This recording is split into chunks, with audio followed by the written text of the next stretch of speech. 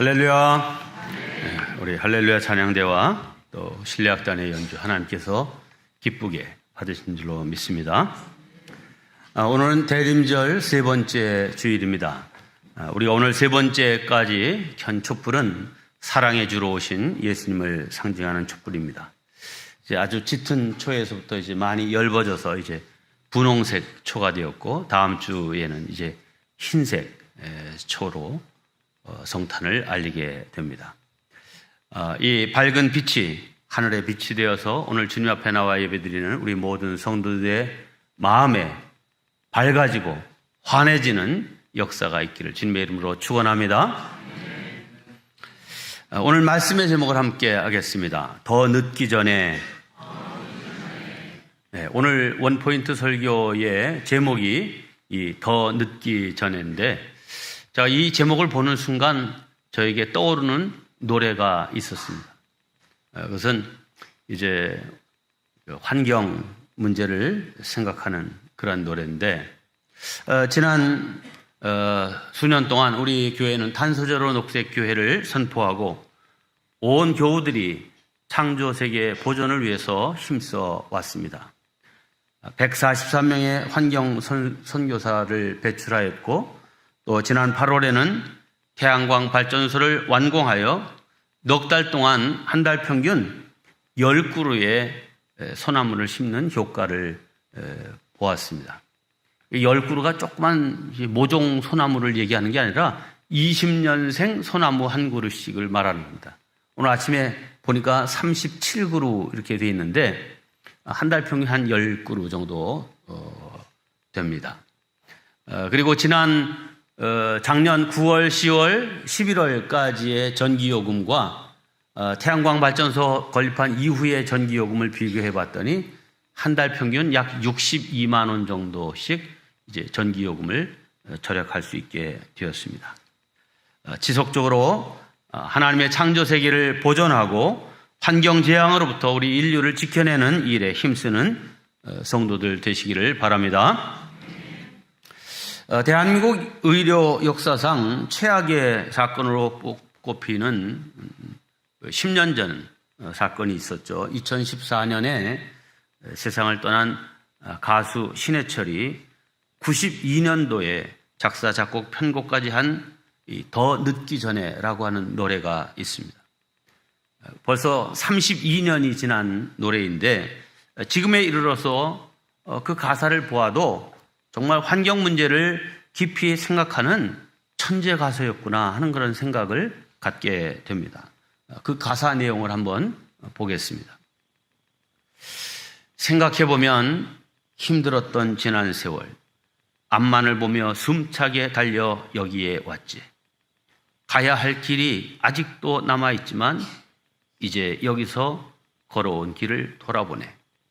이제 산업화를 일으키면서 우리나라가 아주 바쁘게 정말 모든 것을 이제 말하자면 경제 발전과 나라의 부흥을 위해서 애써왔던 그 산업 발전의 내용입니다.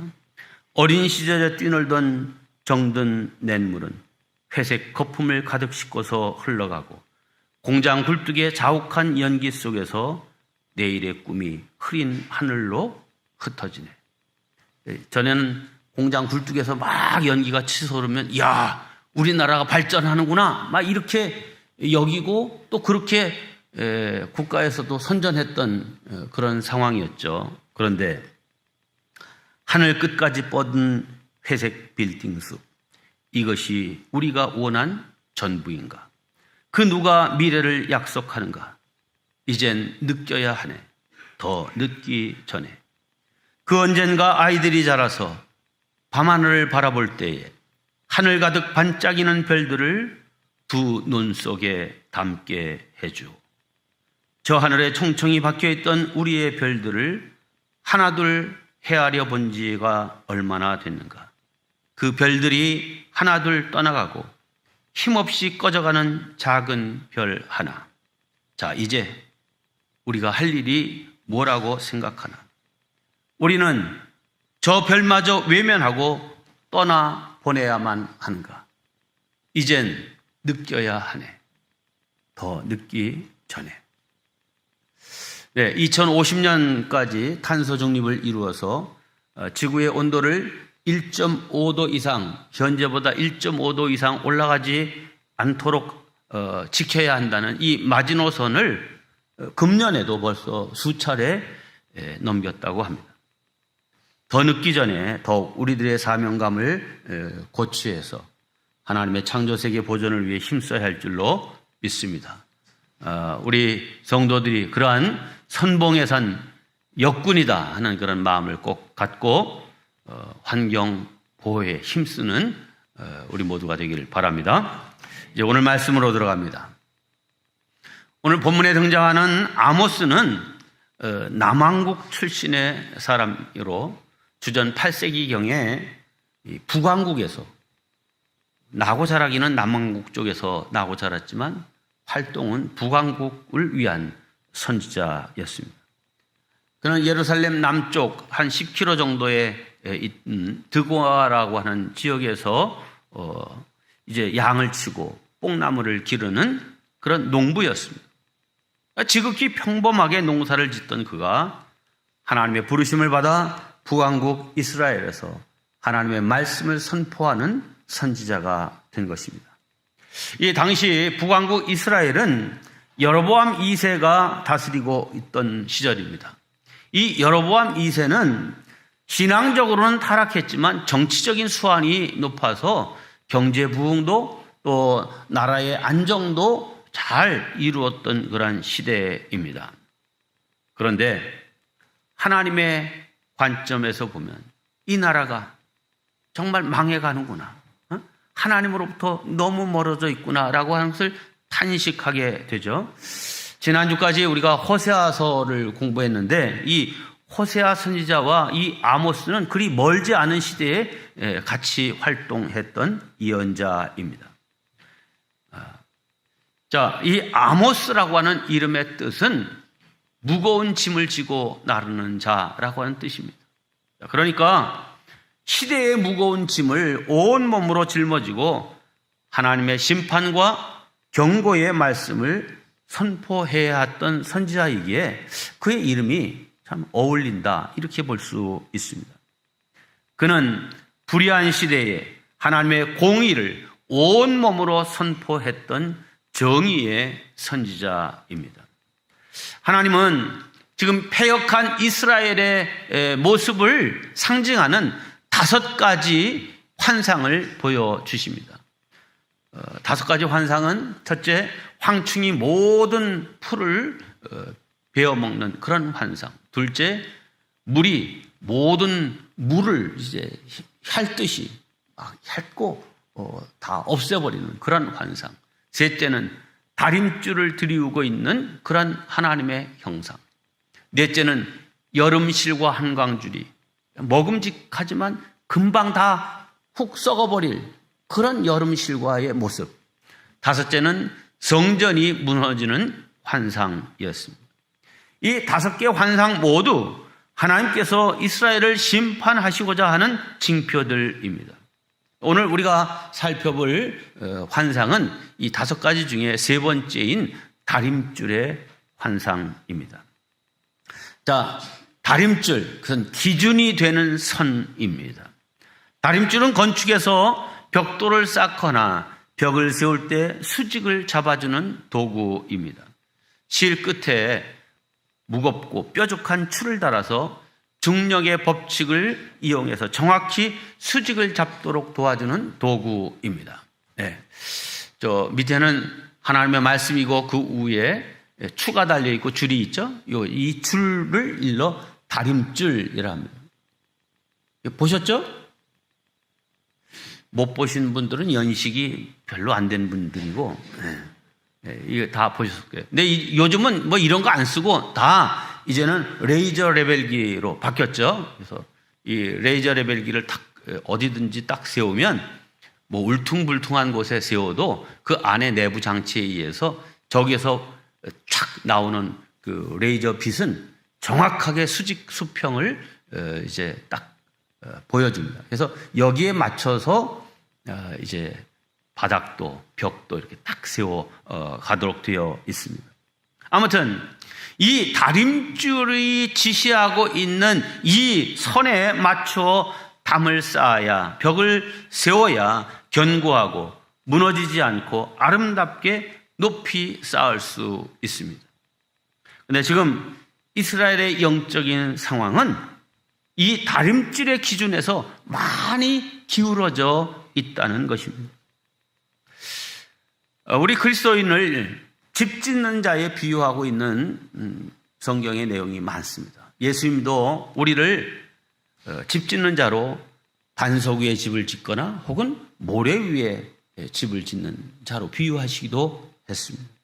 또 바울은 에베소서에서 우리 신앙생활은 주님이 거하실 이 성전인 우리 몸을 하나하나 세워가는 것으로 비유해서 이렇게 말씀했습니다. 너희는 사도들과 선지자들의 터 위에 세우심을 입은 자라. 그리스도 예수께서 친히 모퉁이 돌이 되셨느니라. 그의 안에서 건물마다 서로 연결하여 주 안에서 성전이 되어가고 너희도 성령 안에서 하나님의 거하실 처소가 되기 위하여 예수 안에서 함께 지어져 가느니라. 네, 우리의 몸이 하나님이 거하실 성전이라는 거죠. 그러므로 우리 매일매일의 삶은 거룩한 성전을 지어가는, 그래서 하루하루 벽돌을 쌓아가는 그런 삶이라는 거죠. 그 성전의 기초는 사도들과 예언자들이고 모퉁이 돌은 예수 그리스도이십니다. 이 기초와 모퉁이 돌을 근거로 해서 이제 믿음의 벽돌을 쌓아서 거룩한 이제 성전을 지어가는 우리들입니다. 그러니 우리가 일반 살림집도 잘 지어야 되겠지만 하나님이 거하실 거룩한 성전을 지을 때는 더더욱 정성을 들여 잘 지어야 할 것입니다. 그러기 위해서는 다림줄을 따라 정확하고 반듯하게 벽돌을 놓아야 할 것입니다. 다림줄이 있음에도 그 줄을 따르지 않고 내 멋대로 벽돌을 쌓는다면 결코 튼튼하고 아름다운 건축물이 될 수 없습니다. 삐뚤어진 벽돌은 다림줄에 맞춰서 바로 잡아야지 그냥 그대로 놔둔 채 또 다른 벽돌을 쌓게 되면 그 집 전체가 삐뚤어지게 되고 마침내 허물고 다시 지을 수밖에 없는 것입니다. 요즘은 우리나라도 건축 기술이 또 설계 기술이 많이 발전을 했지만 그러나 기술만 가지고 좋은 집을 지을 수 있는 것은 아닙니다.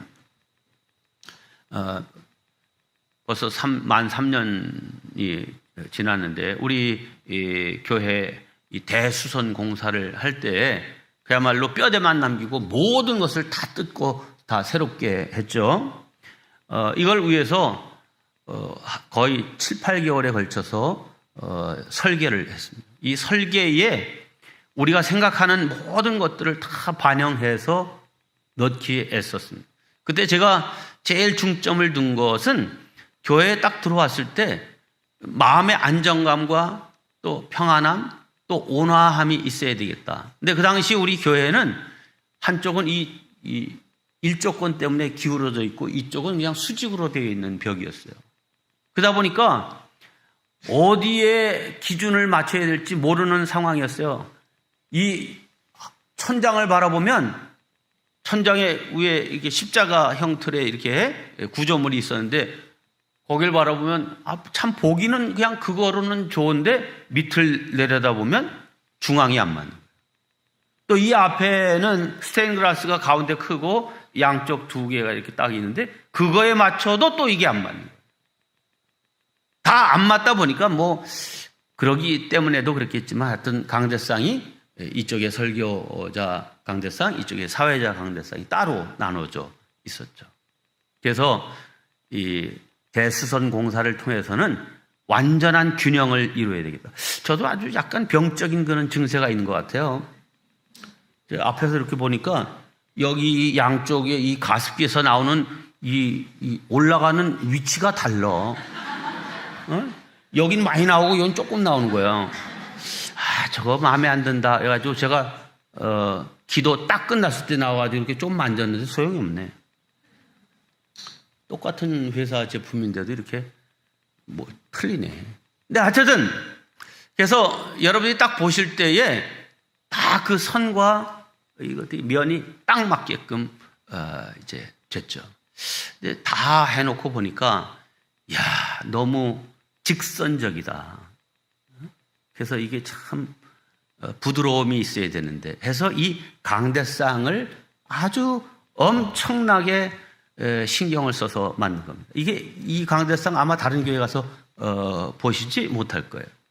우리 교회가 이거 한 다음에 한 교회들은 이런 모양이 혹 나올지 모르지만 성회 성구사, 우리 감리교회 장로님이 하는 성구사에다가 이렇게 해 주십시오. 그래서 이게 좀 직선적인 그런 게 아니라 라운드가 되게끔 하고요. 또 이 밑에도 이제 방패같이 이렇게 딱 라운드가 되고 대신 거기에 십자가를 딱 이렇게 놓고요. 조명 설치하는 것도 정확하게 여기에서 이 그림자가 이제 둥근 원을 형성할 수 있도록 이렇게 해서 여러분들이 주로 보시는 것은 이 강대상과 설교자를 보시게 되니까 부드럽다, 날카롭다가 아니라 부드럽다 하는 그런 인상을 갖게 한 겁니다. 네, 우리 이 교회 설계하신 분이나 또 시공을 맡으신 분이나 참 성실과 진실로 이 일을 해서 이 아름다운 성전이 완공됐습니다. 네, 기술이 문제가 아니라 짓는 사람의 인격과 마음의 문제입니다. 설계도는 있지만 공사비를 줄이기 위해서 그 설계대로 하지 않고 나쁜 싸구려 이제 제품을 갖다가 쓸 수도 있고 또 뭐 다 이렇게 할 수 있잖아요. 그런데 그런 것 없이 정말 진실된 분들을 만나서 참 감사했습니다. 자, 그럼 여기 다림줄이 의미하는 바는 무엇입니까? 다림줄은 곧 하나님의 말씀입니다. 함께합니다. 다림줄은 하나님의 말씀이다. 우리 인생이 바르게 서 있는지 아닌지를 이제 가늠해 보는 그 다림줄은 곧 내가 하나님의 말씀에 비추어 볼 때에 내가 바르게 서 있는지, 내가 바른 인격의 사람인지, 바른 신앙생활을 하고 있는지를 가늠하는 다림줄, 이게 하나님의 말씀입니다. 우리의 경험이나 인간적인 판단에 따라서 사는 인생이 아니라 하나님의 말씀을 따라 사는 인생이 되어야 우리가 정말 하나님 보시기에 아름답고 흠잡을 데 없는 신앙인이 되는 줄 믿습니다. 우리 모두 그렇게 살아서 하나님께 칭찬받는 성도들 되시기를 주님의 이름으로 축원합니다. 네, 우리 개인의 신앙생활, 이 다림줄에 맞추어야 올바른 신앙인이 될 수 있습니다. 하나님의 말씀을 읽고 순종한다는 것은 이 말씀의 다림줄에 맞추어 자기 인생을 쌓는 것입니다. 좀 튀어나와 있으면 집어넣고 들어가 있으면 좀 밖으로 내어야 됩니다. 비행기 조종사들에게 비행 착각이라고 하는 착시 현상이 있다고 합니다. 악천후나 야간 비행, 회전 비행, 오랜 시간 비행하다 보면 감각에 이상이 생겨서 자신이 지금 어디를 향하고 있는지를 정확하게 판단하지 못한다는 겁니다. 특별히 바다 위를 비행할 때 막 뭐 여객기는 그냥 쭉 가지만 전투기는 막 급상승도 하고 막 수직으로 내려오기도 하고 막 이러잖아요. 자, 이러다 보니까 어떤 때는 바다인지 지금 내가 향하고 있는 것이 바다인지 하늘인지를 잘 구별하지 못하는 거예요. 본인의 감각으로는 분명히 하늘로 치솟는 것처럼 느껴지는데 실상은 바다를 향해서 돌진하게 되죠. 많은 경우 비행기 사고가 바로 이런 착시 현상에 의해서 발생된다고 합니다. 자, 이럴 때 우리가 우리의 감각을 의지하는 것이 아니라 계기판이 지금 어떻게 지시하고 있는지, 지금 속도가, 이 고도가 자꾸 내려가고 있는지 올라가고 있는지 이런 거를 보면서 조정해야 사고를 방지할 수 있는 것이죠. 네, 이것처럼 우리의 인생이 지금 바르게 가고 있는지 없는지를 알기 위해서 하나님의 말씀의 표준, 기준이 중요한 것입니다. 저도 가끔 그런 착각을 할 때가 있어요. 이제 신호등이 걸려가지고 이렇게 딱 서 있는데 갑자기 내 차가 뒤로 밀리는 것 같은 느낌을 받을 때가 있어요. 왜 그래요?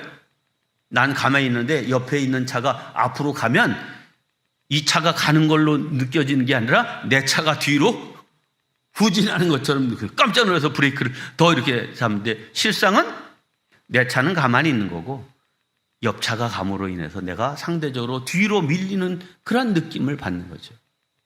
네, 우리의 감각이나 생각이 정확하지 않죠. 이럴 때는 오히려 바깥에 있는 고정 물체나 신호등이나 혹은 어떤 계기판이나 이런 걸 보고 순간 깜짝이네 이렇게 알아야 되겠죠. 여러분, 하나님의 말씀, 이것은 우리의 상식, 우리의 느낌, 우리의 감각이 아니라 우리가 어떻게 살아야 될지를 분명하게 보여주는 말씀의 표준입니다.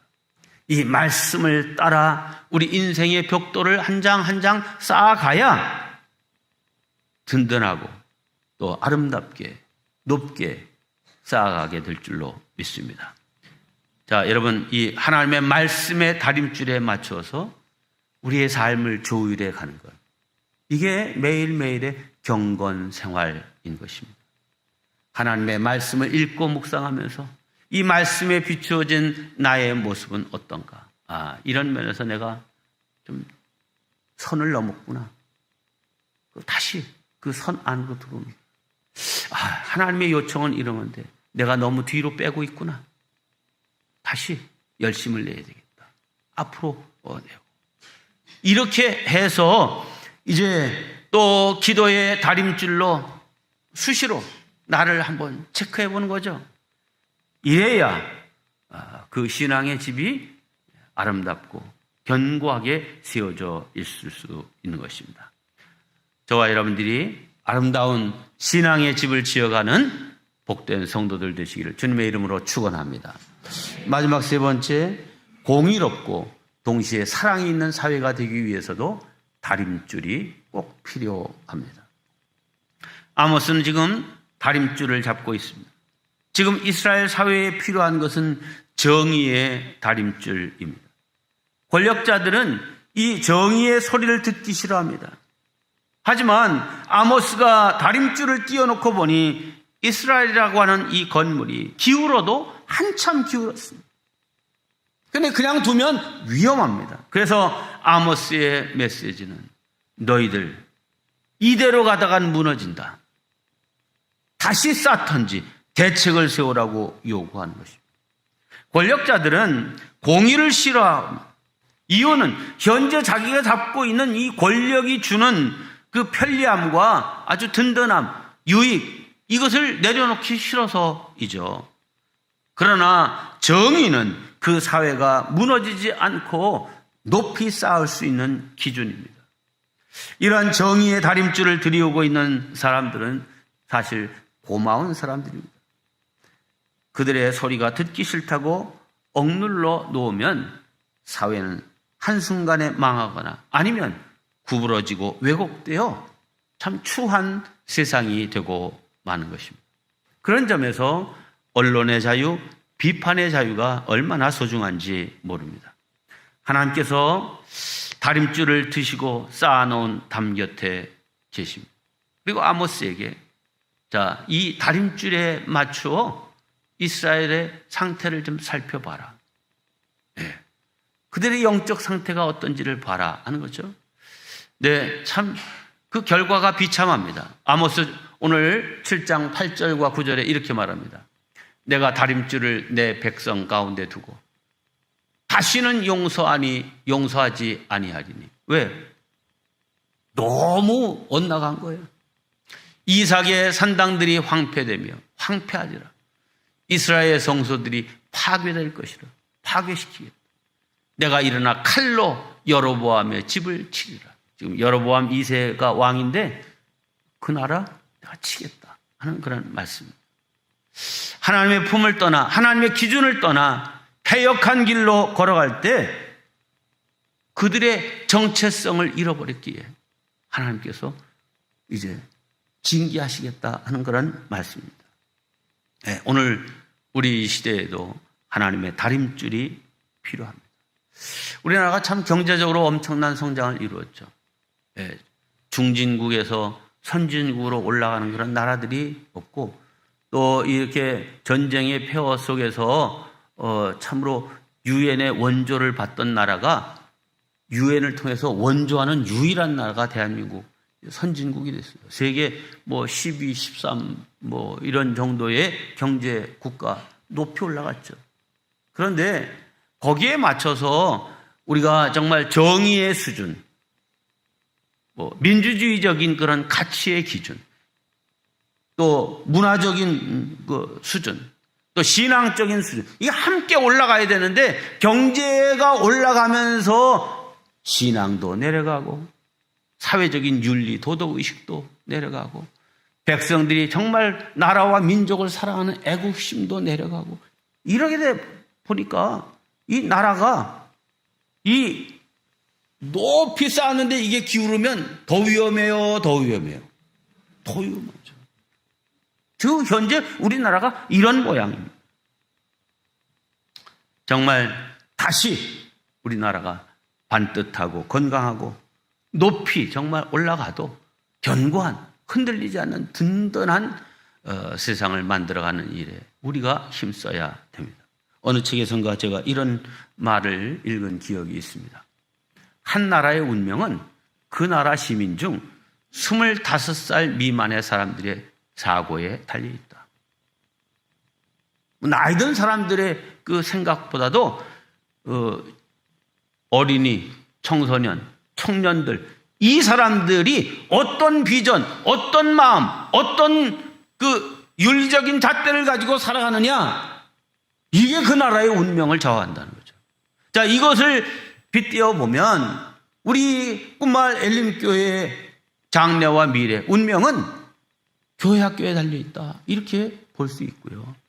우리나라의 장래, 우리나라의 청소년들이 정말 건강한 정신, 바른 신앙, 바른 인생의 가치관, 삶의 목적, 이런 것들을 가져야 되는데 그게 어떻게 가능해집니까?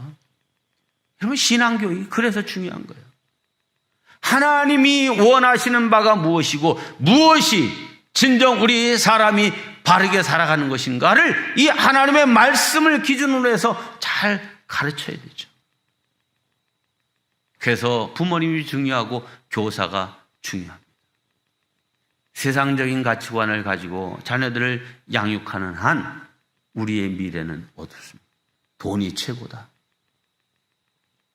혹은 어떤 명예나 지위, 어떻게든지 그 위에 올라가야 된다. 네, 이거 세상을 망하게 하는 일이죠. 여러분, 하나님의 말씀 앞에서 자신을 책임질 줄 아는 그런 자녀들로 양육해야 될 줄로 믿습니다. 그동안 우리가 세상적인 기준으로만 우리 자녀들 양육했다면 이 시간 하나님 중심의 가치관으로 새롭게 결단할 수 있기를 바랍니다. 우리 자신들의 자녀 양육관, 이거를 하나님의 다림줄에 한번 대보시기를 바랍니다. 만약 삐뚤어져 있다면 다시 바로잡아야 합니다. 그래서 우리 다음 세대가 세상을 변화시키는 영향력이 있는 주의 자녀들로 세워져서 공의와 사랑이 펼쳐진 복된 나라를 일으키는 축복의 통로가 되기를 주님의 이름으로 축원합니다.